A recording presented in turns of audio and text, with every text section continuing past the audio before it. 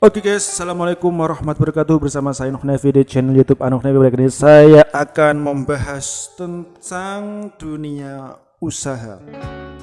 Nah, konten ini berisi tentang motivasi dan berisi tentang konten yang berfaedah. Yang biasanya saya selalu membuat konten yang unfaedah. Kali ini saya mencoba untuk sekali-kali lah membuat konten yang mungkin ada faedahnya, ada manfaatnya buat kita semua. Karena branding saya atau personal branding saya ini sebagai seorang motivator, sebagai seorang trainer dan lain sebagainya. Nah, pada kali ini saya akan membahas tentang topik yang cukup banyak sekali orang-orang yang ingin menjadi seseorang yang lebih baik. Nah, topiknya apa? Pilih menjadi seorang karyawan atau menjadi seorang pengusaha. Topik ini saya bahas karena saya akan membahas dua sisi.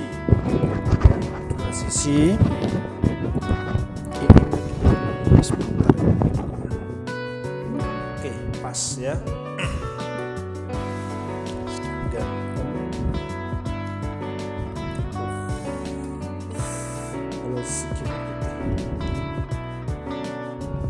Oke, saya akan membahas apakah Anda itu ingin menjadi karyawan atau menjadi bosman.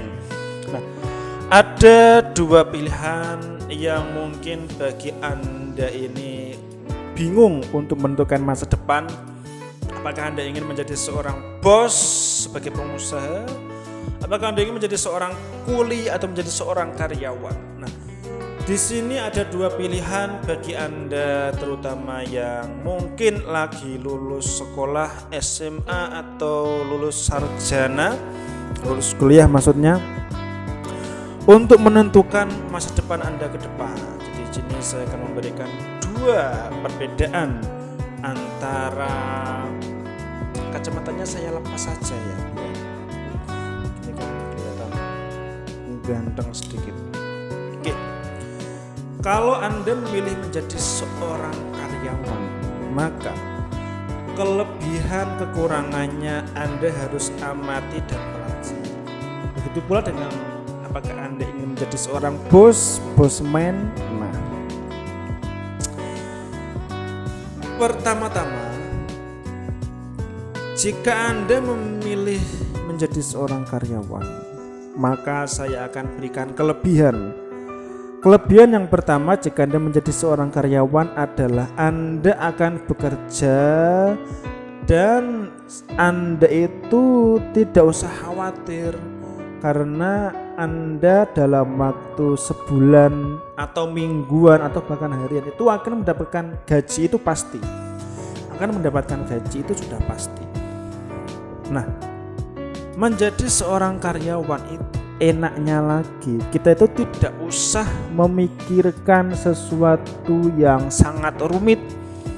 Kita hanya memikirkan bagaimana pekerjaan itu bisa selesai tepat waktu.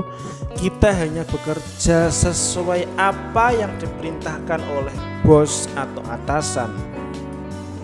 Dan karyawan, kelebihannya seperti itu. Anda tidak usah kebanyakan mikir, yang mikir itu biar atasan saja. Anda hanya bisa mengerjakan ya perintah-perintah bos lah.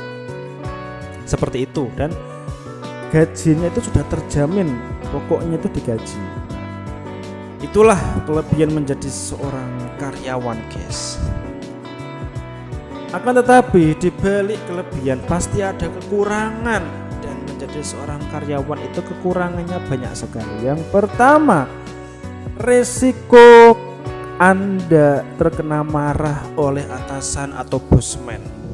Yang kedua, jika Anda telat maka Anda akan dihukum potong gaji, punishment. Yang nomor tiga, jika Anda bekerja dengan tidak baik dan lain sebagainya akan resiko dipecat dan di PHK. Yang nomor 4, Anda itu terikat waktu, berangkat jam 7, pulang jam 5, kadang lembur, dan liburnya cuma di hari Minggu saja. Itu yang nomor 4. Yang terakhir adalah penghasilan Anda ya ala kadarnya seperti itu, tidak ada peningkatan yang signifikan. Itulah kekurangan menjadi seorang karyawan.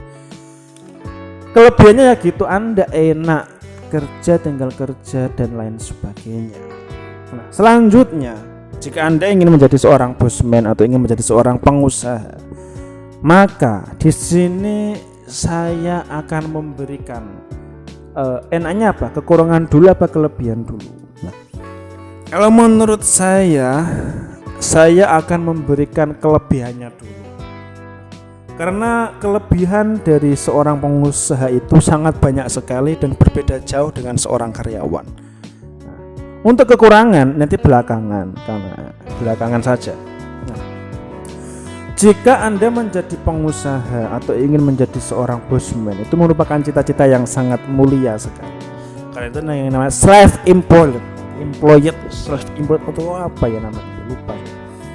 Intinya seperti itu. Jadi yang pertama, Anda itu kalau ingin menjadi seorang bos atau pengusaha, dan kelebihannya Anda tidak terikat oleh waktu, di mana Anda itu bisa bekerja di mana saja, kapan saja, tidak terikat oleh waktu. Hari Minggu Anda bisa kerja lembur, hari Senin Anda bisa liburan ke Bali, ke Singapura, Malaysia. Hari Selasa Anda ketemuan meeting dengan bos-bos, dan Anda bisa menentukan hari libur Anda sendiri. Itulah kelebihan dari seorang bos atau pengusaha. Yang nomor 2, Anda tidak terikat oleh yang namanya aturan, kebijakan dan lain sebagainya. Karena kalau Anda sudah notabene sebagai seorang bos atau atasan, itu Anda yang mengatur sebuah kebijakan, yang mengatur sebuah peraturan, membuat SK-SK dan lain sebagainya. Enaknya kalau menjadi bos itu ya itu Anda bisa menggerakkan karyawan Anda dan lain sebagainya. Dan yang paling enak yang nomor 3 adalah tentunya kalian mungkin tidak akan pernah dimarahi oleh seseorang, karena Anda kan sebagai seorang bos, jadi tidak, ya mana mungkin ada karyawan yang memarahi bos, kan itu kan kebalik, iri bilang bos, kan ada kayak gitu juga ya. Nah seperti itu. Nah itu kelebihannya lagi ya banyak. Penghasilan Anda bisa menaik. Kalau Anda jadi pengusaha itu kan gajinya itu kan dari bagaimana cara Anda mencari konsumen sebanyak-banyaknya, mencari pelanggan sebanyak-banyaknya, sehingga profit Anda itu selalu meningkat. Dan seperti itulah. Namun di sisi lain ada beberapa banyak sekali kekurangan. Tentunya kekurangan ini juga Anda harus cermati dan amati. Inilah sebenarnya tantangan menjadi seorang pengusaha atau menjadi seorang bos itu sangat luar biasa. Banyak sekali orang yang melihat sisi lain dari bos, dari pengusaha itu dilihat dari sisi kelebihannya, dilihat dari sisi enaknya saja. Tiba-tiba orang itu bisa sukses, punya usaha, berkembang, dan usahanya itu semakin besar dan semakin sukses. Mungkin orang tidak melihat bagaimana jerih payah pada saat membangun sebuah perusahaan. Nah, barulah setelah saya menjelaskan kelebihan-kelebihan menjadi seorang bos atau pengusaha, di sini saya akan memberikan penjelasan tentang kekurangan jika Anda menjadi seorang bos. Yang pertama adalah otak mikir. Anda itu akan diberikan sebuah beban yang sangat berat, yaitu pikiran, di mana Anda harus bagaimana cara mengatur karyawan, bagaimana cara menggaji, pola gaji karyawan seperti apa, bagaimana cara memanajemen, mengelola keuangan perusahaan, bagaimana cara Anda membangun relasi dan lain sebagainya.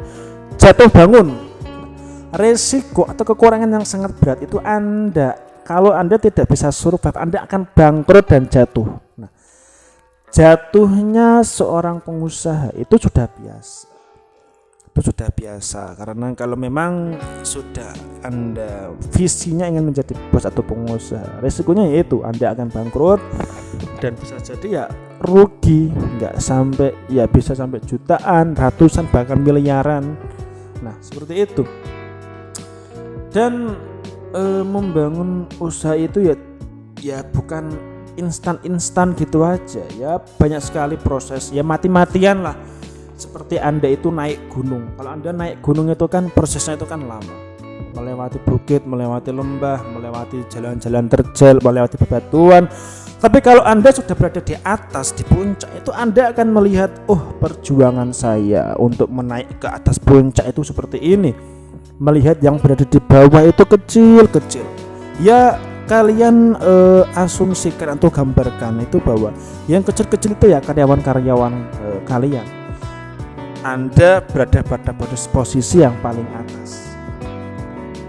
Itulah sebabnya bagaimana itulah pilihan seseorang ya. Apakah Anda ingin menjadi karyawan selamanya? Apakah Anda ingin bertolak belakang menjadi seorang pengusaha? Tentunya semua ini punya kelebihan dan kekurangannya masing-masing. Jadi ya bagaimana ya? Di sini Anda harus bisa berpikir ke depan, bahwasanya menjadi seorang karyawan atau menjadi orang yang disuruh-suruh itu tidak selamanya Anda harus lakukan. Mungkin dalam waktu 1 tahun, 2 tahun Anda boleh bekerja di sebuah perusahaan atau di sebuah kantor, namun ya hanya cukup mungkin 1 tahun 2 tahun saja. Di sana Anda akan belajar, akan mengamati bagaimana bos Anda mengatur karyawan, memanajemen keuangan, memanajemen sistem produksi dan lain sebagainya. Itu Anda pelajari. Suatu saat Anda nanti bisa resign, bisa keluar dan membuat usaha sendiri. Itulah teknik, guys.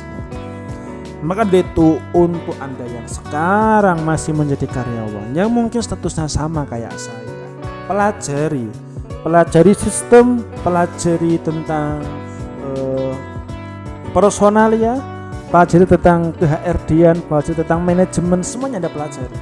Sistem produksi, bagaimana Anda distribusi, mencari relasi dan lain sebagainya. Itu Anda harus semuanya pelajari supaya menjadi bekal nanti kalau Anda suatu saat mungkin ya bisa menjadi seorang pengusaha dan lain sebagainya. Maka dari itu kita harus berpikir yang bervisioner, harus kita mempunyai masa depan yang kita harus berpikir visioner, harus berpikir bagaimana tahun-tahun ke depan itu kita harus menjadi apa. Seperti itu. Ya, mungkin seperti itulah penjelasan dari saya tentang pilihan Anda, apakah Anda ingin menjadi karyawan selamanya dan apakah Anda ingin menjadi pengusaha, dan semua itu ada plus dan minusnya. Itu apapun pekerjaan Anda, apapun profesi Anda, itu kalian nikmati, karena yang Anda lakukan itu bagaimana Anda itu bisa bermanfaat untuk orang lain. Bukan kok Anda bekerja untuk kalian nikmati sendiri hasilnya, sehingga juga Anda ya kaya sendiri, enak sendiri. Jadi tidak peduli dengan orang. Inilah yang menjadi value atau nilai pembeda antara orang yang kaya, mana orang yang kaya itu yang pelit, mana orang kaya yang orangnya memang benar-benar dermawan. Itulah menjadi pembeda atau pembanding bagaimana ada yang orang yang benar-benar sukses dan orang yang suksesnya itu hanya pura-pura. Orang yang suksesnya hanya pura-pura itu orang yang bekerja duitnya dimakan sendiri. Tapi orang yang suksesnya tidak pura-pura itu orang yang bekerja sukses lalu uangnya disedekahkan, diberikan kepada sebuah panti asuhan, yayasan dan lain sebagainya. Intinya itu hidup anfa'ahum linnas, intinya bermanfaat untuk kita semuanya.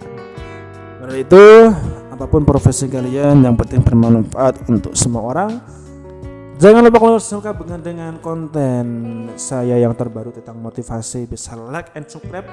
Saya yakin video saya ini ditonton cuma sedikit orang, karena ini biasanya ya yang nonton sedikit. Biasanya konten berfaedah itu yang nonton sedikit. Oke, Sampai jumpa guys di lain waktu.